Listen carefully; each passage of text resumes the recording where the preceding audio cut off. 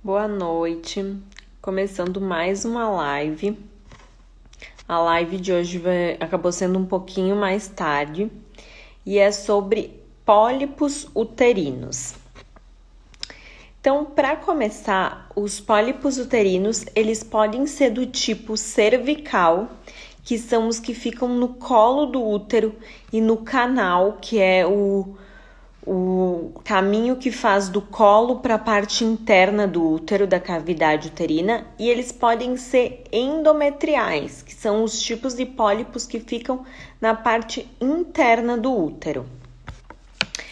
E o que são os pólipos? Os pólipos são um crescimento desse tecido da parte interna do útero. Então, no caso dos pólipos endometriais, é um crescimento do endométrio, que é essa camada interna do útero. No caso dos pólipos cervicais, é desse tecido do canal endocervical. E falando um pouquinho sobre os sintomas. Então, eu vou falar primeiro tudo sobre pólipo cervical e endocervical, e depois eu vou falar tudo sobre pólipos endometriais, certo? Vou pegar aqui o meu roteiro. Vou começar mostrando uma foto do que são os pólipos cervicais e endocervicais para ficar mais fácil para entender o que eu tô falando. Então, aqui, essa é uma imagem do colo do útero, e ali onde tem a flecha apontando é uma imagem de um pólipo endocervical. Então, ele fica ali no orifício do colo do útero. Aqui tem uma outra foto da mesma coisa, o colo do útero, que aqui está sendo feito aquele exame ginecológico do espéculo, que é aquele aparelhinho que a gente coloca quando vai coletar o Papa Nicolau. E na hora que coloca ali o espéculo, a gente vê essa imagem, como se fosse uma carninha crescida, isso é o pólipo, tá? E falando um pouco sobre qual que é a prevalência desses pólipos, tá? Os pólipos endocervicais, os cervicais, eles têm uma prevalência de 3 a 5% das mulheres têm esse tipo de pólipo. E eles podem ser únicos, um só, que é a maioria dos casos, ou eles podem ser vários, múltiplos. E a idade mais comum é entre 40 e 65 anos. E eles estão relacionados a inflamações crônicas do colo, vaginite crônica, mulheres que têm fatores de risco como obesidade, hipertensão, que excesso do hormônio feminino pode desencadear eles também. E já o risco de malignidade desses pólipos cervicais é de 1,5% das vezes. E como é feito o diagnóstico dele? Os pólipos endocervicais, a gente suspeita deles no exame físico, no exame ginecológico, e quando a gente confirma ele com o exame da colposcopia, que é uma lente de aumento que serve para avaliar o colo do útero e identificar se tem o pólipo. Durante a colposcopia, a gente já consegue fazer a retirada desses pólipos, certo? Falando um pouquinho dos sintomas. Então, a grande maioria das mulheres vão ser assintomáticas, vai ser um achado de exame físico, porém, algumas podem ter sangramento no meio do ciclo, então, de repente, ela tem um sangramento, ou sangramento quando tem relação sexual. Eles podem estar relacionados à infertilidade, porque ele pode atrapalhar ali o trajeto dos espermatozoides, além de causar uma reação inflamatória. E na pós-menopausa, como a idade mais comum entre 40 e 65 anos, ele pode causar sangramento pós-menopausa. Quanto ao tratamento, então, a gente sempre acaba recomendando fazer a retirada desses pólipos cervicais ou endocervicais. E quando ele é um pólipo pequeno, a gente já consegue retirar ele nesse exame da colposcopia, Com uma pinça a gente retira. Quando é um pólipo que ele é maior do que 3 centímetros, ou ele tem uma base muito larga, que tem um risco de sangramento aumentado, então é feito no centro cirúrgico para poder fazer uma cauterização maior, com menos risco para paciente. Tá? 25% dos casos de pólipos endometriais que são dentro do útero tem associação com o pólipo endocervical, tem um pólipo endocervical associado. Então, se recomenda, quando a gente acha um pólipo cervical, fazer uma avaliação da cavidade uterina, que pode ser tanto feita com ultrassom, como idealmente com histeroscopia. A histeroscopia é um exame que a gente coloca uma câmera dentro do útero para avaliar a parte interna do útero. Eu vou mostrar um vídeo agora de como que é esse exame da histeroscopia. Então aqui tem um vídeo do exame sendo realizado. A gente pode ver a parte interna do útero nesse exame. Tá vendo ali esse buraquinho ali é um nosso tubario, que é um canalzinho que liga o útero às trompas. A gente olha sempre dos dois lados. Lá no fundo tem um pólipozinho. Aqui é uma bolha de ar, que é normal, fica na parte interna do útero. E esse é o exame da histeroscopia. Então ele consegue ver todo o útero por dentro. E ele já serve tanto para fazer o diagnóstico, como nos casos que precisa fazer tratamento, ele consegue fazer tratamento no caso dos pólipos endometriais, que são os pólipos que eu vou falar agora, tá? Então, falando agora sobre os pólipos endometriais, eu vou mostrar uma foto para ficar mais fácil vocês entenderem.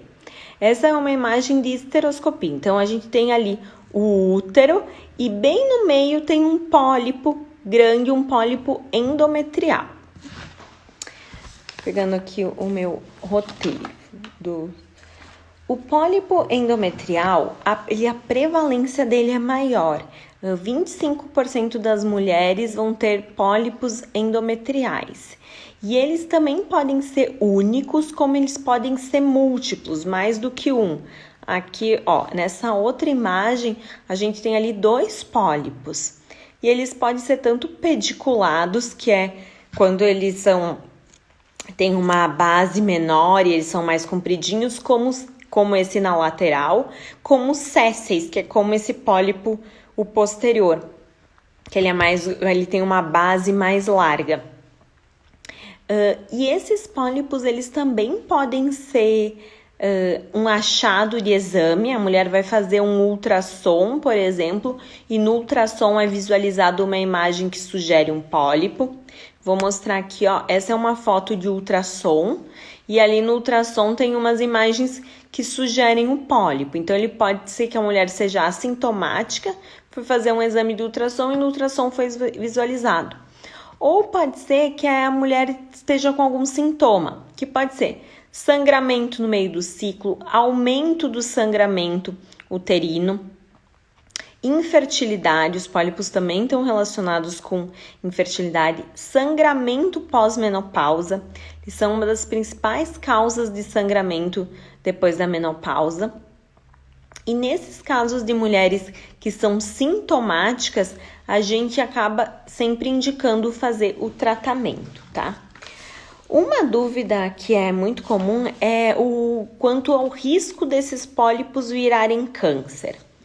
A grande maioria das vezes, o pólipo, ele é um tumor benigno, ele não é câncer e não vira câncer. O que os estudos falam é que o risco de malignidade dos pólipos endometriais, tem estudo que varia de 0,5% a 3% esse risco. E esse risco aumenta quando a mulher tem sintomas, então uma paciente que está sintomática, por exemplo, tem um sangramento pós-menopausa, um sangramento aumentado, quando esse pólipo mede mais do que 1,5 centímetros, então mais do que 15 milímetros aumenta o risco de hiperplasia endometrial, que é o endométrio, que é essa camada dentro do útero, ficar mais grossinha. Então isso aumenta. E com a idade, então mulheres pós-menopausa têm um risco maior de malignidade desse pólipo. Então, quando tem essas características, qualquer uma dessas características, pólipo maior do que 15 milímetros, ou um pólipo em mulher pós-menopausa, ou um pólipo que está tendo sintomas, seja ele infertilidade, sangramento no meio do ciclo, ou sangramento pós-menopausa, aumento do fluxo menstrual, a gente sempre indica fazer o tratamento. A Aline perguntou se ele é descoberto pelo ultrassom transvaginal. Então, o ultrassom transvaginal, ele faz a suspeita diagnóstica, né? Ele sugere que tem um pólipo, e o exame que confirma é o exame da histeroscopia. Por quê? Porque o exame da histeroscopia consegue ter uma visualização mais clara.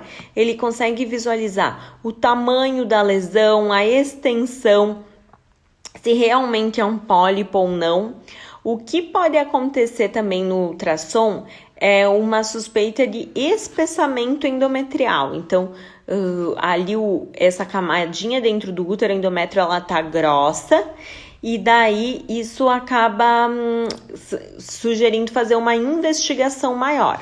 Essa questão do espessamento endometrial, ele é mais importante em mulheres que pós-menopausa.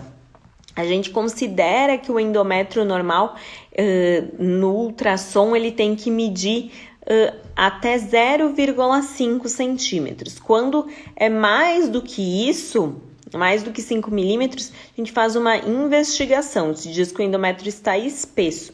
E uma das principais causas de espessamento endometrial no ultrassom são pólipos endometriais. E daí, no caso da pós-menopausa, a gente retira esses pólipos. Falando então sobre acompanhamento, dá para acompanhar os pólipos?